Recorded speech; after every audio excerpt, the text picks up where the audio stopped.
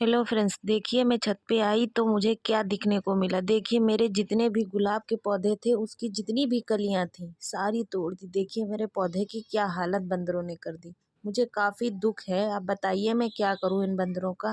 कितना ज़्यादा नुकसान कर दी। इतनी सारी कलियां तोड़ दी, इतना सारा नुकसान कर दिया हमारे पौधे में। मैंने इतना अच्छे से अपने पौधे में लिक्विड फर्टिलाइज़र और इसकी देखभाल की और उसमें कितना पौधे को नुकसान पहुंचा दिया। क्या आपके साथ ऐसा हुआ है? बताइए ज़रूर।